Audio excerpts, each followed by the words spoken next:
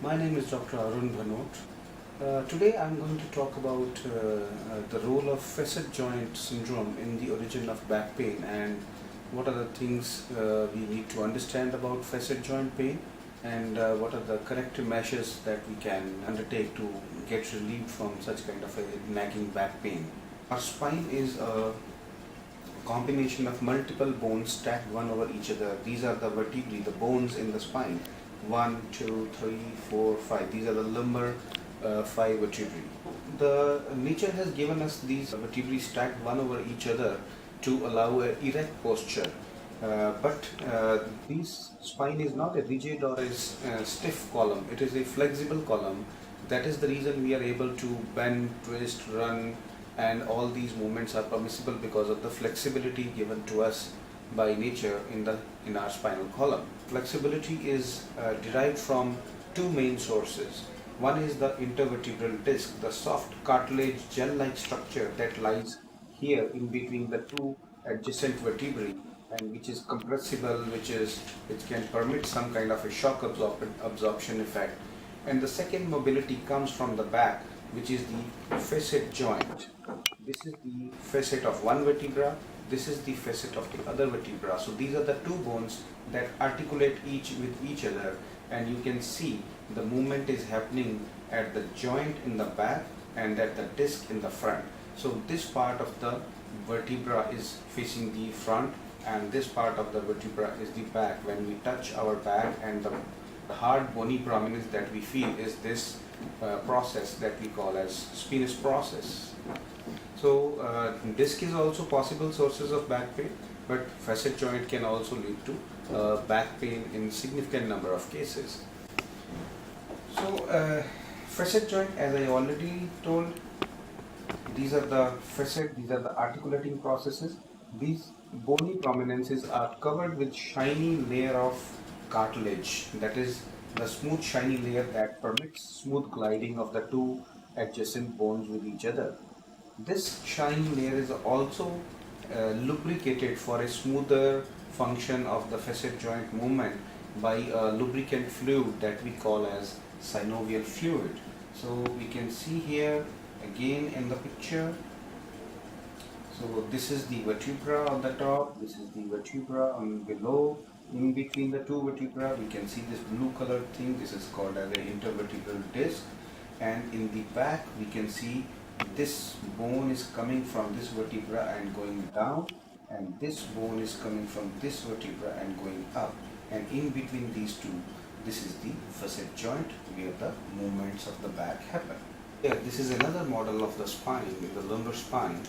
These are the bones, these are the discs in between the two bones, and this here structure here where I am moving, showing this movement, is the facet joint. So one can see the spinal nerves, this yellow colored structure on the right and left. This is a pair of nerves arising at every lumbar level. These are the nerves that arise from the spinal cord, which is lying within the center of the bone, the bony canal, and through these openings, which are called as the foramens, the nerves are coming out, and we can see that these foramens are quite closely related to the facet joints. So if there is a problem of the facet joints, it can cause pain per se arising from the facet joint, and sometimes these facet problems can pinch the nerve that come out of the spine and cause radicular pain to the patient, that the pain that goes down the buttock, the thigh, the leg, or along with the pain there could be some tingling sensation, there could be some numbness, there could be some heaviness in the legs, sometimes walking disabilities. Actually one motion segment where there is one vertebra above, one vertebra below, there is an in-between disc, and then there is a facet joint. So this we call as motion segment. This motion segment is intricately linked to each other. The structures in the motion segment are intricately linked to each other's function. So if we see here, the disc is maintaining its height, normal height between this vertebra. The facet joint is also maintaining a normal alignment and structure. But if by wear and tear of the life that happens with each passing day and year, the disc tends to shrink, this tends to shrivel. So if this disc goes down, it will put abnormal stresses on the back, the facet joint. So what it will lead to There is initial damage in the disc leading to abnormal pressures, loads in the facet joints, and then leading to arthritis of the facet joint. The disc in between the two adjacent vertebrae is showing shriveling, showing shrinkage, and the effect of this shrinkage is manifested here at the back in the facet joint. The smooth gliding surface is gone, and that is replaced with rough wavy edges of the damaged joint, which the bones do not articulate smoothly with each other. Instead, they have rough edges which rub against each other and lead to inflammation and subsequently pain arising from the facet joint. The causes of the facet joint syndrome are age-related wear and tear. As our age advances, the structures in the back, in the form of the disc or the joint or the articular cartilage, they develop a cumulative effect of wear and tear of day-to-day life, leading to structural changes and leading to arthritis. As the disc degenerates, the pressure overload of the facet joints increases. That is not always due to wear and tear, but sometimes it is because of the original malalignment of the facet joints that they can be overloaded more than their capacity and then are more prone towards injury. Sometimes injury while playing sports, while doing running or while playing football, etc., or contact sports can also lead to some minor cracks and tears in the facet joint or the capsule of the facet joint, and this can also lead to onset of facet joint arthritis. Initially, there is a degeneration of the intervertebral discs, which leads to structural alteration in the disc, leading to wearing down of the disc. Once the disc wears down, the height of the disc starts collapsing. So the collapse of the disc would ultimately lead to narrowing of the space between the two adjacent vertebrae, and this in turn would lead to excessive pressure leading to damage to the smooth articular cartilage of the facet joint, and this ultimately would cause facet joint arthropathy, what is called as a facet joint arthritis. This is the structure of a normal disc here on the left top. The central gel-like nucleus pulposus of the disc is surrounded by smooth outer layer of the disc, which is called as annulus fibrosus. These are concentric rings of tissue which protect the central nucleus pulposus. As the structure of the nucleus pulposus changes, it loses water content, it becomes brittle and fragile. It leads to increased loads on the outer tough layer of the annulus fibrosus, whose fibers get distorted, and the lamellar structure of the annulus fibrosus gets destroyed, leading to tears in the annulus and leading to loss of the disc height. This loss of disc height, we have already understood, would put more pressure here on the back at the facet joint, leading to damage to the cartilage, leading to arthritis and pain arising from that arthritic facet joint. So this is how a arthritic facet joint would look. The patients feel when they suffer from facet joint arthritis, most of the times it is a back pain, and though it is not easy to differentiate facet joint pain from the conventional common back pain that a lot of patients feel, but there are subtle signs and symptoms that, if carefully talked to the patient and the patient is able to note them and differentiate, that can help a long way in identifying a pain arising from the facet joint as compared to the one arising from various other structures in the back. So acute episodes of facet joint pain will lead to persistent point tenderness overlying the inflamed joints.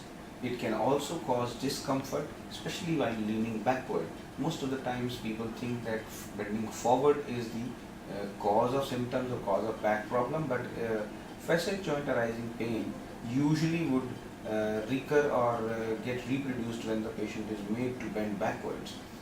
There could be restricted range of motion. So this is a picture showing arthritic facet joint, showing the reddish tinge here represents the subsequent inflammation that happened after the facet joint has got damaged, and leading to inflammation or swelling of the structures that surround the facet joint, which become the source of persistent pain.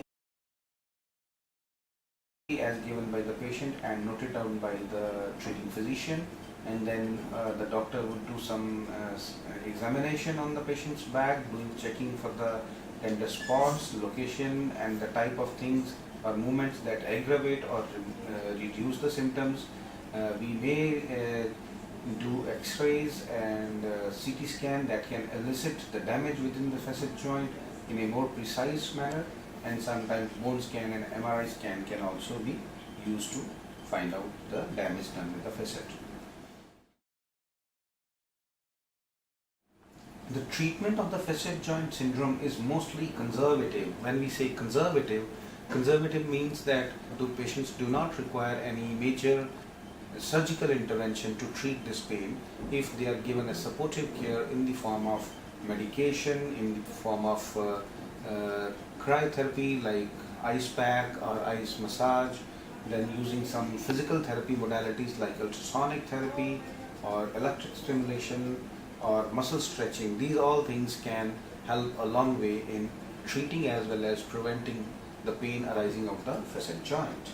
Patients who fail to respond to the first line of treatment, that is the conservative and physical therapy treatment, may also get benefit by getting some spinal injections right into the joint which is damaged, or the nerve that supplies the facet joint can be numbed by giving an injection into the median branch, which usually supplies painful signals from the facet and leading to pain. And if we block that nerve, we can get rid of the patient's pain and symptoms.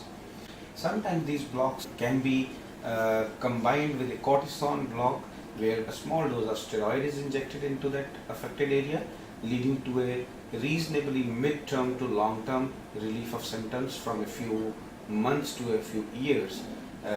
But sometimes the pain come back very quickly after the injection.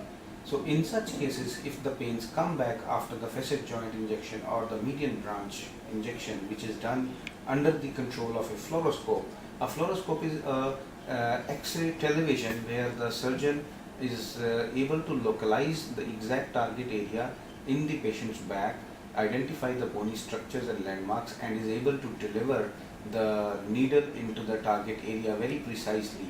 And once it is located into the precise target, the surgeon can deliver the drug into the target area and allowing the patient to have a significant relief from symptoms. If the pains come back even after the injection, one can consider a procedure called as a median branch rhizotomy. So by median branch rhizotomy, what do we mean is that the nerve that supplies the facet joint with painful signals, one can precisely localize that nerve or destroy this painful nerve ending by using electric signal. Now, there are a lot of apprehensions when we say a nerve is destroyed by electric current. Patients feel that they may become crippled or paralytic, or their bladder function or urinary function can get affected. That is not true, because these nerves do not control these end organs. They just simply take care of the pain arising from the facet joint. So once we block them or we damage them physically, there is no untoward side effect of this nerve damage. There are various ways and means to do the rhizotomy. So one can do just a fluoroscopic or X-ray guided rhizotomy, where the needle is inserted at close to the nerve, and once it is correctly localized, one can simply use a electrical cautery or a heating probe and damage the nerve. But the better method is a minimally invasive endoscopic treatment, where the camera is introduced, a miniature camera, which gives magnified and large images of that area to the TV monitor, and the surgeon is able to see this area with his eyes, and then he is able to identify the nerve and then use bipolar electrical signals or radio frequency probe to ablate the nerve. By ablating, we mean that the currents are stopped. So this type of procedure is very effective, especially when the patient has responded initially very well to the spinal injection procedure, and this can give a reasonably long relief from symptoms from a few years to several years.